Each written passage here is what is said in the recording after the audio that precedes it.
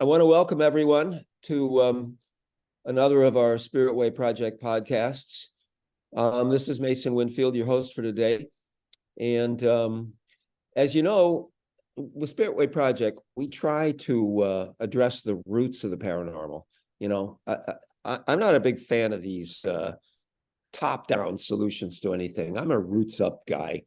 And we track the roots of all paranormal supernatural subjects. We identify experts in one of these roots and we speak to them. And today we are speaking to Professor John Snodgrass. He is the author of a book called Supernatural Shakespeare: Ghosts, Fate, Fairies, and Witchcraft in Shakespeare's Work. And I have to begin, I'm probably going to embarrass John. I have to begin with some compliments. John, I haven't read every single word in your book meticulously, but I've been through it. And, you're a good writer. And you make some really nifty points about the bard. And I'm a sort of an amateur Shakespearean, and I don't often get to meet somebody that knows a ton more than I do about the bard. So I've got to admit that this is a nice moment for us. So, John, if you'd be willing to tell us just a little bit about yourself, your employment, your education, your insights, your opinion, then we'll get right into the subject. Absolutely. Well, thank you. And I really appreciate being a guest on the show. I'm really excited. Um, uh, yes, I teach. I've taught at a handful of colleges. I currently teach at Canisius College. I teach Native American studies, and for me is a survey of world religions. I'm really fascinated by, particularly mythology. I love mythology, and I'm interested in where mythology meets sociology. Like, what do the myths tell us about how communities are organized? And also, what do these old myths and stories tell us about what it means to be a human being and how the human being fits in with the rest of nature. And so I guess my real interest is in where the supernatural just meets the natural, and how for most of humanity's time on Earth, there was no divide between Yeah, these. yeah, yeah. And yeah, and then the way that thinking of what we would call magical thinking has also been part of how human communities have learned to stay in balance with the habitat, the environment around them, and I think that that's really important. So I enjoy studying that in numerous cultures, and um, it's funny, you say that it's nice to talk with someone who knows a lot about Shakespeare, but I started this book from a place of curiosity. I really wished that I knew about Shakespeare, and it was one of those things that that I always felt a little bit. And so I decided a couple of years ago, I'm going to, just put in a solid year of research and look at really the intersection of the natural and the supernatural in Shakespeare's works. Well, it's certainly there. And I recall from our meeting, and I mean, in the interest of full disclosure, we had coffee together one afternoon sometime back early in the fall, and we're friends. And but I remember you saying that you have no opinion on the what they call the identity question. Is that correct? I mean, meaning, did the guy This. we call William Shakespeare really write the stuff we attribute to William Shakespeare? Mhm. Yes, right, and that I know that that's like a really really hot, sexy topic, and if I wrote a book about that, maybe I'd be a zillionaire. But no, it's not something I've got a great deal about. what was that like common shared frame of reference of the people who were in the audience? And remember, whoever Shakespeare was, he was a fantastic businessman, and he really Yeah. knew how to appeal to people, from the wealthy folks, the people who just paid a penny to like stand up front. Yeah. And the plays, yes, and so the plays are kind of filled with all of these kind of folksy references, and a real mix of, on the one hand, Shakespeare was studying ecology and the science of the time, really the cutting edge science of the time, but then also mixing in this really nice kind of folksy stuff for the for the normal people, the farmers and agriculturalists. Sure. Well, for some of the Stratfordians, I believe that's what you call the supporters of the name William Shakespeare was the guy that wrote the plays, was the supernaturalism, because the supernaturalism at that point was something for the countryside. It would not have been something that a city kid, that an aristocrat would most likely have grown up around. So at any rate, we should probably get to it. I think our listeners are probably interested in the supernatural stuff. They want to get to the hot, sexy, because we a couple hot, sexy guys, and we got to have this program. So anyway, what would you say? I remember from Hamlet that there are some contradictory attitudes toward ghosts in Hamlet. For one, I mean, in Act 1, Scene 1, or is it Scene 1? I think it is. Hamlet sees a ghost, but then when he's holding the dagger and going to be or not to be, what dreams may come, must give us pause. It's like, you've seen this ghost, the ghost has talked to you about the afterlife, and yet 2 acts later, when you're getting ready to maybe knife yourself, you're not sure what is coming. It almost sounds like he's not sure there is an afterlife. So, and I think the thoughts and fears we all have makes that speech to be or not to be much more gripping, but yet it seems to contradict a little bit. So would you talk a little bit about the Shakespearean attitude and even the Elizabethan attitude toward ghosts? Absolutely. Absolutely. Shakespeare lived in a time in which there were some contradictory beliefs about ghosts.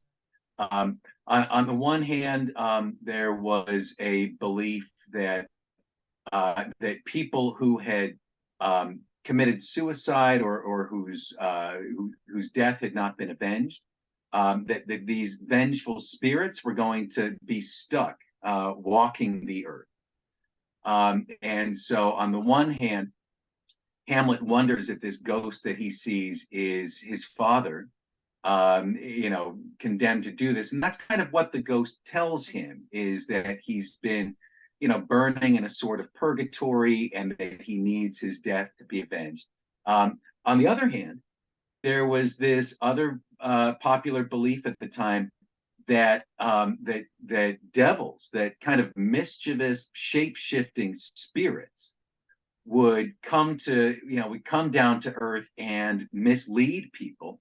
And that's one of the things, Hamlet's friend says, what if you follow this apparition, and then suddenly it turns into some demon, and it leads you, off a cliff, or you fall off the tower of the castle.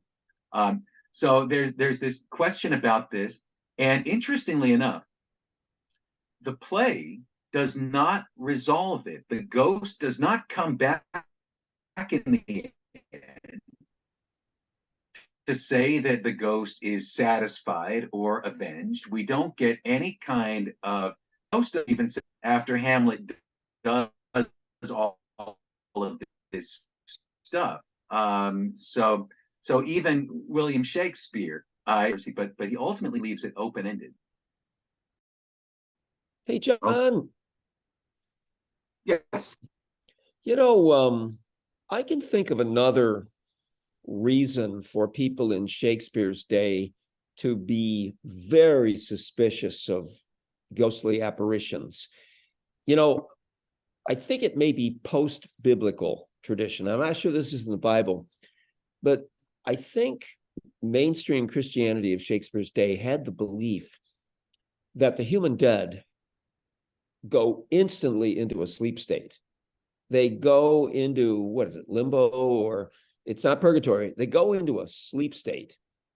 And when the judgment day comes and the last trumpet sounds, they stand up in their bodies. They are recomposed and reanimated, but in between their physical death and their judgment, they're out cold. So any manifestation you see from the supernatural cannot be human. It therefore, it could be, I don't know, could you say Satan, and so they were very suspicious of, or many of them. Would you agree that might be a theory? Oh, absolutely. Yeah.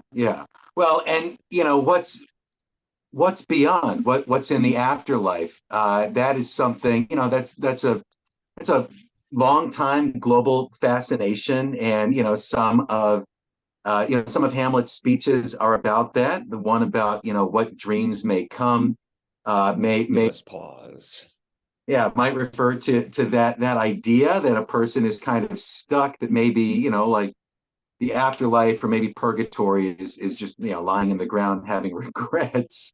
Yeah, worms crawling through the unknowns. Cool.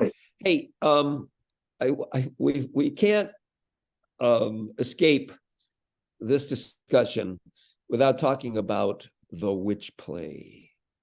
Macbeth. Yeah. What's the devil himself could not speak a name more hateful to mine ears, no, nor more fearful. Thou liest in a... Okay, all right. But at any rate, when I give tours and talks and all that, every time we go by a theater, or at least the first time, if I've got a story about the theater, I stop outside it, and I not only tell them all theaters get ghost stories, but there's one play in the history of time that is so deadly, so terrifying, so cursed that actors are afraid even to say the name Macbeth. Talk to us a little bit about the witch play. Yeah. Well, Macbeth is one of Shakespeare's historical plays. There actually was a Macbeth, King of Scotland, and I'm nowhere near a theater, so hopefully it's all right if I. Oh yeah, you're saved. Saying this, this idea that the play is haunted. Shakespeare read the story in Holinshed's Chronicles, and he was particularly interested because King James was Scottish. And when King James was taking the throne, Shakespeare looked back into James's ancestry and found Banquo, found that he was descended from this person. So, I'd like to write a play about Banquo, who lived in the time of King Macbeth. As a matter of fact, the play Macbeth contains this prophecy in which someday there's going to be, one of Banquo's offspring will take the crown, not only of Scotland, but of everything. And Holinshed's Chronicles did say that the historical Macbeth consulted with witches. What it did not say was that he murdered a king who was a guest in his home. Macbeth killed King Duncan fair and square on the battlefield, actually had a rightful claim to the throne, as did his wife, whose name was Grua, and she was also descended from a former king. And so what Shakespeare did was he looked further into the history of Scotland and found this story of King Donwald, who had murdered King Duff, who was staying in his house. And so he took the story of Donwald and the name of Macbeth, and he combined them. So I kind of feel like if the play is haunted, it might be haunted by the Macbeths, who are, who won the crown fair and square and had a rightful claim to the throne, and would just be horrified to hear that they had committed this crime, not just a crime against the king and the crown, but a crime against hospitality, which was so important. Celtic people, big. Yeah, or maybe the play is haunted by the ghosts of the Donwalds who feel like they should have got credit for, for this thing. Yeah, wait a minute. Macbeth didn't kill that guy. We did. That's right. So yeah, is the play haunted? I don't know, but if it is, then I think there are a couple of worthy suspects, and it's kind of sad for the real Macbeths that they were maligned in this way. But it's so funny. Actors, they've all got this custom that if they accidentally screw up, like they stub their toe, geez, Macbeth, oh my God, they're expecting a bolt of lightning to come down and hit them, that they've got this ritual about turning the curse around. Like I remember talking to one actor, there's no one ritual. Like one actor said, you got to light a cigarette, get out, run around the theater, put the cigarette out, light another one, run around another time, put that one out, light a cigarette, run a third time. You got to do it 3 times.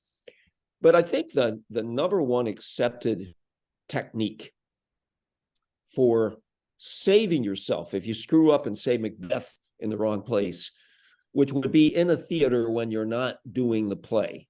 Because if you're doing the play before a live audience, yeah, you can say it. But if you say it in a theater, it's like you're cursed. The vampire jumps out and whack.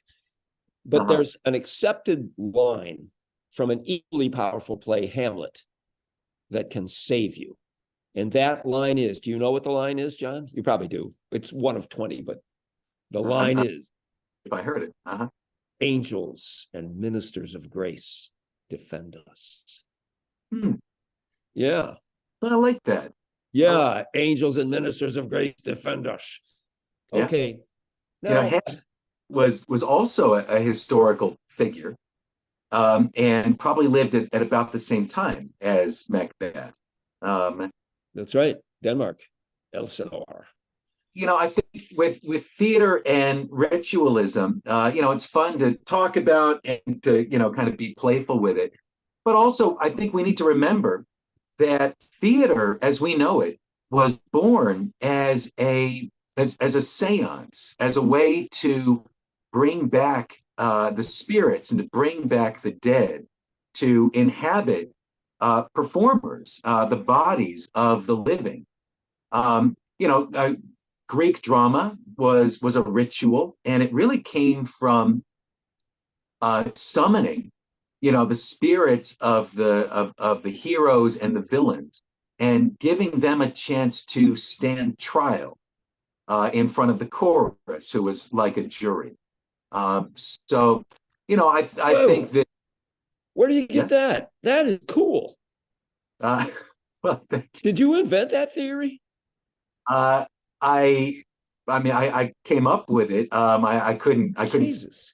Inventor of it. I after writing Supernatural Shakespeare, I wrote a book about Greek drama, because that was something else that I just didn't really know about. But yeah, it comes from this ritualistic thing of spirit possession, and so I have to wonder, with someone, a historical figure like Hamlet or Macbeth, maybe some of that ritualism in theater, even, the word ritual, which we might think of as like a religious service, but really it means to have this sequence of words and actions that you perform in a ritualistic way. In that way, like a theatrical performance it is like a religious ritual. Well, I'm pretty sure. It's been a theory of mine for a long time that all humanities arts came from the original figure of the shaman, and we're going back to the ice ages. The shaman was the culture keeper, in a society of human beings that might be 80 to 100, 60 to 100 people. You don't have specialization. The shaman is the poet, the priest, the doctor, the Right. historian, and whatever rituals came out of shamanism probably became all our arts. The religious chant became poetry, whatever the drum, whatever accompanied the drum, the trance drum became music, So it's entirely possible that, even likely, that religious rites were at the root of our theater. And we do know that when the cathedrals were being built in the, during the Dark Ages and the Middle Ages, and most of the rural population was illiterate, the way you taught them was by presenting plays. They Right. got to be entertained while they were getting, and that this is one of the roots of the Western theater. So, man, that's cool. Hey, I wanted to compliment you about something else. When you were writing about Macbeth, you really hit this theme of the threes, and I don't know why I had never, because I'm familiar with Macbeth, but I don't know why I didn't pick that up. How big that is! Everything happens in threes. The chants, the curses, the number three is there, and the number three is a very female. It's stereotypically the goddess number, and I don't know. I just had to hand it to you. That was super cool. So, thank you. And with the three witches in Macbeth, who are not so much like witches as we would think of them. I mean, they're more like the Fates or the Norns, yeah, or the Norse tradition. But if we look closely, there's a pattern where one of them speaks of the past, and one of them speaks of the present, and one of them speaks of the future. yeah. Hail, hail, hail. Thou shalt get kings, though thou be not one, or something like that. Anyway, I mean, there are many subtleties to your book, and one of the neat things is that you make these wonderful observations about Shakespeare that are really helpful. They would be really helpful to the novice. So let's go on a little bit. Mm-hmm. When I taught Macbeth to my high school kids, I very often started out by comparing it, like classic Elizabethan tragedy or Shakespearean tragedy, with classic Greek tragedy. Now, Greek tragedy, I mean, correct me if you disagree, but the stress and tension of Greek tragedy was pretty much the hero or heroine versus his or her own fate. It's like, and I used to use the Oedipus cycle with my students as an example, because Oedipus hears about his fate. Thou shalt kill thy father and marry thy mother, and not me. I'm going to get the hell out of here. And every step he takes to run away from his fate is one right into its jaws. But then you come to Elizabethan tragedy, and I mean Shakespeare's tragedies, and it seems to be pretty much, it's not so much a battle against fate as against one's own tragic flaw. Would you agree with that? Yes.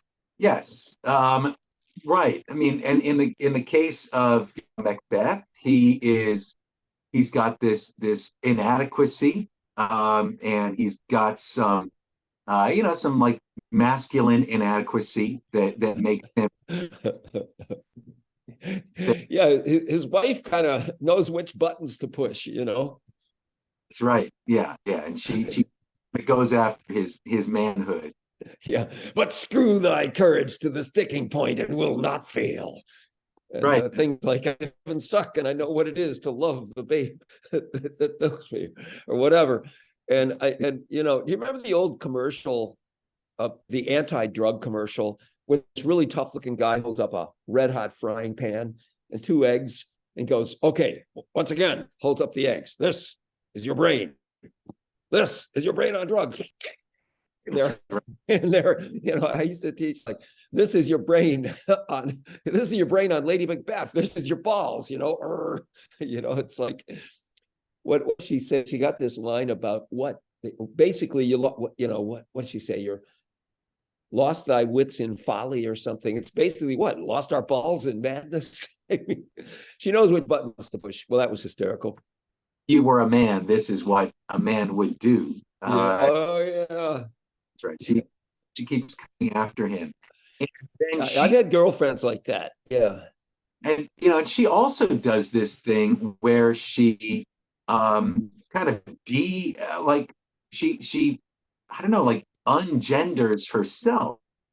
She calls on the spirits, her spirits that do tend on mortal thoughts. Yep, and they bring she kind of calls on the spirits to bring on early menopause. Like she makes a sacrifice. And there's a lot of child sacrifice imagery in Macbeth, but one of them, she sacrifices her reproductive future. She calls down, like I said, she calls down like early menopause so that she won't be distracted by like menstruation or childbearing anymore. So yes, there's a lot of child sacrifice in Macbeth, and a lot of I mean, when I was in college, people used to make these awful like dead baby jokes, but Macbeth filled with dead baby jokes, and they are just as bad as the ones people were telling in the late 20th century. So yeah, Lady Macbeth, she emasculates him, but she also unsexes herself. Yeah, those dead baby jokes were not the most appealing, I remember hearing. I wanted to ask you some of the, I always tell people, because I give talks about a lot of general supernatural, paranormal, folkloric subjects. I do not consider myself a true expert on any single one of them, but yet I've found that I'm a decent popularizer of serious topics, to groups of adults. And I talk a lot about the fairies, and I tell them all the time, we probably get our modern picture of the fairies as diminutive, like Tinkerbell. But that probably comes from Midsummer Night. And Shakespeare probably gave us our impression, because most of the fairy beings, one of my cats is up seeing what's going on. Let's see if you can see that cottontail. Oh, I can't quite. One of my cats has a cottontail. They love these podcasts. They're very curious. Hey, come here, honey. Going to yeah. What happened? Oh, no, nothing. I'm just oh, you okay? I'm okay. I'm okay. Okay. Good. There we go.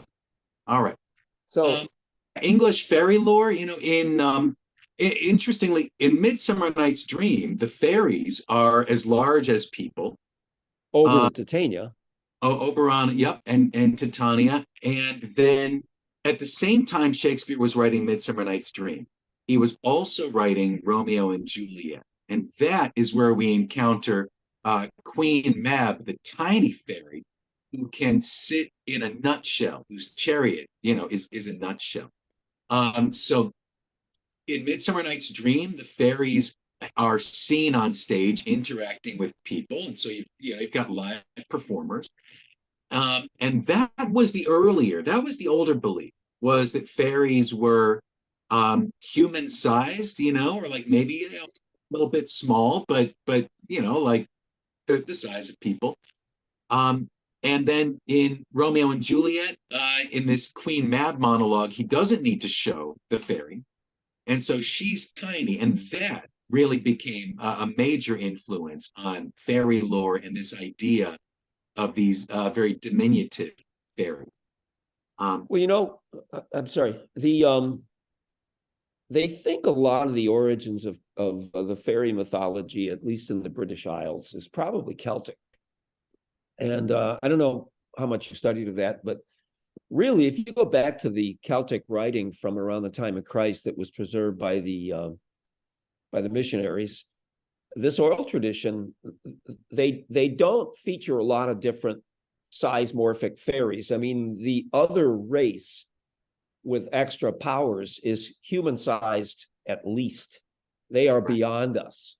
And a lot of folklorists believe that as time went on, well, that this diminution of status is visualized as a diminution of size. So by the time you hit the Shakespeare's period, Christianity, which is starting to run the roost, is looking very down on these fairies. So it makes them figuratively smaller. But the folklorists, they're just different groups of fairies. There's some that are that big and some that are as big as me and you. And the ones that are as big as me and you don't show up in the world too much more. But that's cool stuff. Let's talk about if we could stand that for just a moment. The Celts, when they came to the British islands, they did not say that they were the indigenous people. The Celts said that before them were the Tuatha De Danann, were these people, probably the people that the Greeks and the Romans knew as the Picts, painted people, little short, blonde-haired, blue-eyed people who painted themselves blue, possibly as a kind of camouflage, but also maybe as a kind of like psychedelic, drug that was in this body paint, and would kind of scamper off into the forests. And when the Romans came, they were still there, and the Romans couldn't get rid of them. And so they chopped down a lot of the forest as a way of kind of getting rid of these little people. And the theme of English fairy lore, I find, in Shakespeare's time, was still tied to this issue of deforestation and kind of the magic of the forest, that mysterious forest power. In Shakespeare's time, there was a major trend. The major trend in England was to build a house with big windows because you wanted to get the sunshine in and keep the rain out. Matter of fact, some of Shakespeare's plays were written to fund his own giant windows. But these required, great heat, and people were chopping down just large swaths of forest to burn, to manufacture this window glass. And so the English started naming some of the trees and kind of re-exploring forest magic, forest legends as a way of cautioning people against cutting down all of the trees to produce windows. So in Shakespeare's Midsummer Night's Dream, there are the fairies Oberon and Titania, and they have this responsibility, this circle dance that steadies the cycles of the moon, that then steadies the cycles of agriculture. And she, Titania says to Oberon, like, we don't do our dances, the crops are going to drown and the farmers are going to die. Kind of everything is going to end. So even in Shakespeare's time, there was this theme of, deforestation, and how do we deal with that? One way to deal with that was to kind of rediscover the magic of the forest through fairy lore. Wow. Boy, that's very Fraserian, as in James Fraser, The Golden Bough, that these rituals need to keep being reenacted in order to keep the natural cycles going. Wow, what a scholar you are. Talk to us a little bit about Puck, Robin Goodfellow. Well, Robin Goodfellow, also known as Robin of the Hood, and hood meant not something you put over your head, but it was an oak stump that people burned. Oh, I thought you meant it was from the projects, Hey, and this figure comes from English lore, which and sometimes in the form of a person. But often in the form of this shape-shifting fairy who is, very much like the tricksters, very much like the Native American tricksters, who can kind of take animal forms. Very much, you were saying the shaman, that person who can, through like psychedelics and ritual, that person who can shapeshift, who can take animal form. um, that cave painting in France that they call the The sorcerer. sorcier. That's right. Oh. I think that Robin Goodfellow comes from the English version of that. Hmm. So when it came to see Midsummer Night's Dream, having him in there would be kind of like if you went to see a movie and like Spider-Man showed up in it. It would be like, okay, we all know who Spider-Man is. So Shakespeare puts this character into this play. Midsummer Night's Dream was one of, Shakespeare, he got his plots from popular novels and from history books. Most of Shakespeare's stories were already famous before he created his adaptation. Midsummer Night's Dream is the famous exception, that and The Tempest. Those are the two that scholars don't find a direct, like, you clearly got it from this popular novel or from this myth or this history book. And in both of them, he explores fairies and the fairy as a trickster, the fairy as a shapeshifter. In Midsummer Night's Dream, Titania has this whole bunch of fairies, and Oberon has only one, who can kind of do all of these things and is a celebrity.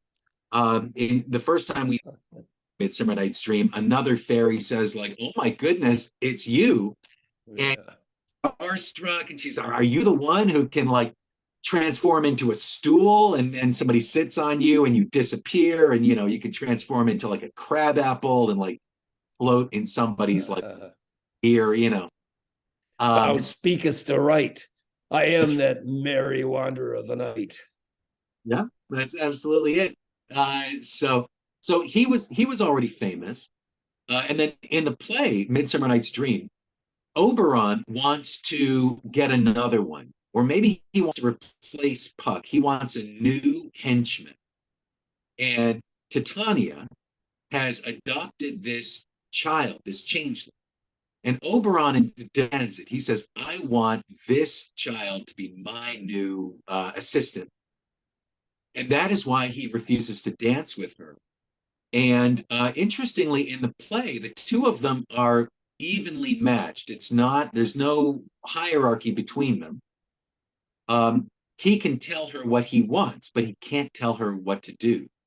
And so the play is, and then he gets the child by substituting, by substituting Bottom, by getting her to adopt this, this transformed, like donkey man.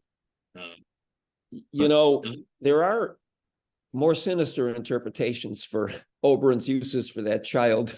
But not only that, leaving out the obvious. Have you ever read Jesse Weston's From Ritual to Romance? That was a seed copy. You have? I should have known. I should have known.